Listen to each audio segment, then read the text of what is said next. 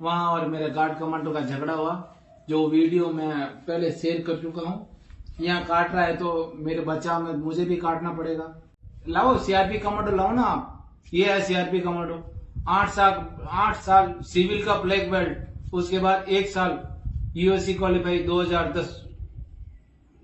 अब बोलते हैं उसके आंख पे ये काटा तो मैंने कौन ही मारा ऐसे। बोला आंख पे लगा है, बोला राइफल की मार दी होगी। ये बॉक्सिंग पड़ा 100 किलो का। मुझे मजबूरन ये रास्ता चुनना पड़ा साहब। इतना साल नौकरी करने के बाद लास्ट में ये रास्ता आप सीआरपी चुनाती है तो आपको अग्निपथ वाले ही मिलेंगे अभी आगे। जय हिंद साहब। सभी साथियों को नमस्कार, जय हिंद। चैनल भले ही बैन कर दिया, हमारी आवाज़ को दबाने का प्रयास किया जा रहा हो, लेकिन हम रुकेंगे नहीं, ठहरेंगे नहीं, हमेशा आगे बढ़ते हैं राष्ट्र हित में, देश हित में, आप सबकी आवाज़ बन के, अपने देश के जवानों की आवाज़ बन के। आज हम बात करेंगे Jodhpur recruitment training centre CRPF के एक सेंटर की, जहाँ पे हमारा एक जवान जो कमांडो रह चुका है, मैं बात कर रहा हूँ सिपाही नरेश जाट की। मामला पूरा क्या था, वो कहते हैं ना कि अंग्रेज़ चले गए लेकिन अपनी जो अंग्रेज़ी जो मानसिकता है शोषण करने की अभी तक मौजूद है। चाहे वो ऑफिसर्स आर्मी में कुछ officers, central arm police forces हो, पुलिस हो, या फिर तमाम और उच्च अधिकारी हों किसी भी प्रशासन के, किसी भी डिपार्टमेंट के, अंग्रेज़ों वाली हुकूमत अभी तक चलाई जाती है। और वो कहते हैं ना कि हाँ जी की नौकरी ना जी का घर, वो सरकारी नौकरी में भी होता है दोस्तों। यदि आपने हाँ में हाँ मिलाते रहे, शोषण सहन करते रहे, भ्रष्टाचारियों के साथ रहे तो ठीक है। जैसे ही आपने अपनी ड्यूटी को एफिशिएंसी के साथ करना शुरू किया, ईमानदारी के साथ करना शुरू किया, कुछ भ्रष्ट लोगों के अंतर्गत या कुछ गलत लोगों के अंतर्गत, तो वो आपकी नौकरी मुश्किल में डाल देते हैं और आपको मजबूर कर देते हैं नौकरी से निकलने के लिए, या फिर खुद से भी निकाल देते हैं। वही हुआ नरेश जाट के साथ। इनके डीआईजी लेवल बताया गया, भूपिंदर इनका नाम बताया गया है। उनकी जो वार्तालाप वायरल हो रही है उसमें बताया गया कि इन्होंने छुट्टी अप्लाई की थी और छुट्टी इनको नहीं मिली। बार बार प्रयास करने के बाद, बोलने के बाद भी उल्टा इनको झूठे इल्ज़ाम में फंसा दिया गया। इनके अफसर से इनको बहुत परेशान किया, इनसे गलत काम करवाने का प्रयास करते रहे। जब जब ये मना करता रहा, खड़ जाट था ना, मना करता रहा, अपनी ड्यूटी को ईमानदारी से करता रहा, तो उसके बदले में इनकी जान चली गई। तो पूरा मामला क्या था, पहले डीआईजी साहब ने फ़ोन पे किस तरीके से इनको धमकी दी नौकरी से निकालने की, पहले इसको सुनिए, फिर क्या था पूरा मामला एक एक करके बताता हूँ। इस वीडियो को लास्ट तक ज़रूर देखिएगा। जय हिंद सर, कांस्टेबल नरेश बोल रहा हूँ सर। कहाँ पे है तू? अभी साहब नौखा के लगभग गाड़ी आई सर। तो नौखा वापस पे आ जा, हाँ जहाँ भी है वापस आ जा और सीधा मेरे से मिलना आके। जी साहब। क्या हुआ था वहाँ पे? अब मेरा और गार्ड कमांडर का थोड़ा झगड़ा हो गया था। क्या हो गया था झगड़ा? वो एक गए थे सर बाहर अपना ESIGD, वहाँ PQ है, जो रात के 9:30 बजे वापस आए। तो मैं एंट्री के लिए बोला तो वो साहब बोले, मेजर बोले कि आप इतना क्यों इंक्वायरी कर रहा है, और गाली दिया। तो थोड़े तू मैं हो गया अच्छा, और कुछ नहीं सर। तू अपने आप को बहुत बड़ा गुंडा समझता है? नहीं साहब। नहीं साहब के बच्चे, अब तू वापस आ जा, तेरे को मैं बताता हूँ। तो अपने आप को गुंडा समझता है क्या? नहीं सर। चुपचाप ना, अगर जा तू कैंपस में जा, नहीं तो अपनी मर्जी कर और तैयारी कर ले अपने घर जाने की। तो अपने आप को गुंडा समझता है? नहीं, अगले स्टेशन पे उतर के आता हूँ साहब। हाँ ना, अब तो, और तेरे को घुसने भी नहीं देगा वहां, जाके भी देख ले तू। नहीं, नौका आ रहा है सर, कंट्रोल रूम बताया नहीं, कि और तू अब ध्यान से आइयो यहाँ पे, मैं तेरे को बता दिया साहब। हाँ। आजा, तेरी मैं हेकड़ी निकालता हूँ सारी, वापिस आ तुम। तो इस कन्वर्सेशन को सुनने के बाद आपको थोड़ा बहुत तो कुछ समझ में आया होगा, बाकी मैं समझा देता हूँ। ये recruitment training centre CRPF camp में जहाँ पे तैनात थे, वो अपनी फैमिली में अपनी 6 साल की बेटी और वाइफ के साथ रहा करते थे। सब कुछ स्मूथली सही से चल रहा था। कुछ ऑफिसर्स आते हैं, वो अपना जो है गलत काम इनसे करवाते हैं, अपने पर्सनल काम कराने के लिए कभी ना कभी कुछ ना कुछ बोलते रहते हैं, मना करते हैं, तो उनके पीछे पड़ जाते हैं। अब वहाँ पे जब ये जाते हैं तो उनका सामना होता है कुछ ऐसे लोगों के साथ, क्योंकि अपनी ड्यूटी एफिशिएंसी के साथ करते हैं, बिना किसी से डरे झिझके, कुछ भी करे बिना। तो जैसे इन्होंने बताया, वहाँ पे एक कोई गार्ड कमांडर था, वो शाम को जो है अपना जीन्स वीन्स पहन के, दिन भर तो ड्यूटी ठीक से देता नहीं, सिविल में घूमता है, इनसे दारू मंगाता है जैसे इन्होंने बताया। जो दारू नहीं देता उसके साथ ही शोषण करते थे। तो फिर इसको जो है शाम को तकरीबन 9 साढ़े 9 बजे एंट्री करता है गेट के अंदर। एक्चुअली आर्मी में, सेंट्रल आर्म पुलिस फोर्सेस में क्या होता है, जब भी आप अपने कैंपस से बाहर जाएंगे, आपको अपने किसी भी सीनियर अधिकारी से आउट पास लेना पड़ता है, और गेट से बाहर जाने की एंट्री एग्ज़िट की एंट्री और एंटर करते हुए एंट्री करनी बहुत ज़्यादा ज़रूरी होती है। उसके बाद शाम को ऑफिसर्स उन पर साइन करते हैं रिकॉर्ड मेंटेन करने के लिए। पर वहाँ पे जो है तानाशाही चल रही होती है। किसी अफसर का रेफरेंस देके गेट से बाहर हो जाता है। ड्यूटी पे ये थे नरेश जी। जब आता है तो उसकी एंट्री का टाइम की कुछ बात आती है। वो तो अफसर कहता है कि ये अपना बंदा है तो ज़्यादा हीरो मत बने, इसको आने दे, कोई ज़रूरत नहीं है एंट्री वेंट्री रिकॉर्ड मेंटेन करने की, क्योंकि लिमिटेड आउट पासिस होते हैं, हर कोई बार बार नहीं जा सकता। ऐसा कुछ मामला शायद रहा होगा। तो जब ये एंट्री होती है तो उस टाइम पे जो कुछ बहस हो जाती है। फिर एक और अधिकारी आके बदतमीज़ी करता है। बात यहाँ तक पहुँच जाती है कि वो नरेश जाट के बुरी तरीके से हाथ पे काट लेता है, दांतों से काट लेता है जानवर की तरह। और अपने सेल्फ डिफेंस में, क्योंकि कमांडो रह चुके हैं, सेल्फ डिफेंस में ही जब बचते हैं तो उनकी कोहनियाँ मुक्का लग जाता है, उसकी भी आँख सूज जाती है, तो उसको बतंगड़ बना देते हैं। फिर ये भी बात जोड़ दी जाती है कि इसने अपनी राइफल कॉक करी मारने के लिए।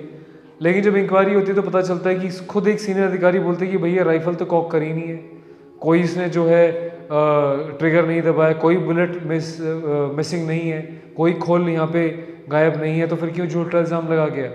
खाली जो उनकी जो राइफल थी वो आर पे थी, ना कि सेफ मोड पे। इस बात का मुद्दा बनाया था, कहते हैं यार चलो हबड़ दबड़ में हो गई होगी, फायर मोड पे गलती से हो गई होगी। लेकिन इनकी छुट्टियां कैंसिल कर दी जाती हैं। इनका जो है अधिकारी इनके ऊपर चार्जशीट बना के इंक्वायरी बिठा देता है, इनसे नौकरी से निकालने की धमकियां देने लगता है। कुछ और इनके स्टेटमेंट्स हैं, उनको भी सुनी ज़रा, फिर आगे बात करते हैं। साहब नमस्कार। मैं 1/9/2019 को आरटीसी जोधपुर के नाम से सूरतगढ़ में रिपोर्ट किया। वहां से मुझे 2 महीने बाद यहाँ भेजा। मैं यहाँ से अपना सुचारू रूप से ड्यूटी कर रहा था, मेरी कहीं रिवार्ड है। और उसके बाद मेरी एक डी बेटी थी, मेरे को छुट्टी नहीं मिली थी, तो मैं अपना साहब के पास पहुंच गया था, जिसमें साहब ने मुझे 15 दिन का लाइन कह दिया था। उसके बाद मेरा कोई नहीं है। उसके बाद अपना ये भूपेंद्र साहब आया, मैं गेट से अंदर आ रहा था तो मुझे बोला आपका आरटीपीसीआर नहीं है। आरटीपीसीआर के चलते मैं बोला साहब 10 मिनट का टाइम दो। गेट कमांडर बोला, मैं आया और उसमें मेरा ये एक्सीडेंट भी हुआ। वापस आए तो ये महिम भूपेंद्र साहब ने मुझे बख्श दिया, उनकी बड़ी बड़ी मेहरबानी। मगर अभी भूपेंद्र साहब के टाइम में ये जे अर्जुन जे, ये जब से आया हूं तब से जे है। जो जे के नाम से रिकमेंड है उसको जे नहीं है।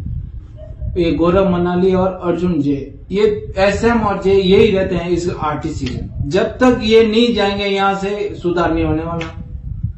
तो इन्होंने, मैं जैसे स्टेशन लिख दिया, इन्होंने मुझे वहां भेजा सूरतगढ़। मैं सूरतगढ़ गया, वहां और मेरे गार्ड कमांडो का झगड़ा हुआ, जो वीडियो मैं पहले शेयर कर चुका हूँ। यहाँ काट रहा है तो मेरे बचाव में मुझे भी काटना पड़ेगा। उसके नाम से कोई राइफल नहीं है, मैं तो संतरी हूं, तो मेरे पास अमूमन साहब राइफल है ही है। तो बोला राइफल कॉक किया, बिना सोचे समझे उसमें कागजों में लिख दिया। आज मैंने राइफल कॉक किया, 4 राउंड फायर किए। अभी आओ जिसके कान में दम है। ये नरेश कुमार बोल रहा है, ये मूंछों के ताव देके आप आओ। अभी सिविल पुलिस बुलाई, लाओ सीआरपी कमांडो लाओ ना आप। ये है सीआरपी कमांडो, 8 साल सिविल का ब्लैक बेल्ट, उसके बाद 1 साल यूएससी क्वालिफाई 2010। अब बोलते हैं उसके आंख पे ये काटा तो मैंने कौन ही मारा ऐसे। बोला आंख पे लगा, बोला राइफल की मार दी होगी। ये बॉक्सिंग पड़ा 100 किलो का, 100 किलो का बॉक्सिंग पड़ता है साहब, मगर गलत के साथ। नहीं तो इतना आरटीसी है, आप पूछ लो। अगर नरेश बुरा है तो आप पूछो, कहीं जा रहे हैं कहीं आ रहे हैं, मुझे क्या तकलीफ है। मगर ये अर्जुन और ये गौरव मनाली, ये जूते बना रहे हैं, बिना दारू पिए कभी नहीं सोते। ही जो इनको दारू दे दे उनका नाम नहीं डालेगा, और जो दारू नहीं दे उनका नाम डालेगा। मैं फैमिली परमिशन होते हुए मुझे वहां सूरतगढ़ भेजा, क्यों भेजा? माँ महिम को मालूम नहीं है क्या? नौकरी करता है। हाँ तो जैसे ही मैं दिया, मेरे को सूरतगढ़ भेजा, तो भाई आगे का आदेश है। मैं तो बिना बताए अपना 9:30 बजे अपना बिस्तर पैक करके हाँ सही है 5 बजे चला गया। हाँ मैं हाँ अपना उधर ठीक ठाक ड्यूटी कर रहा हूँ, वहाँ राम राज्य है, कोई अपना आओ जाओ खाओ पियो मौज करो। सही है मैं अपना उधर 10-12 दिन निकला।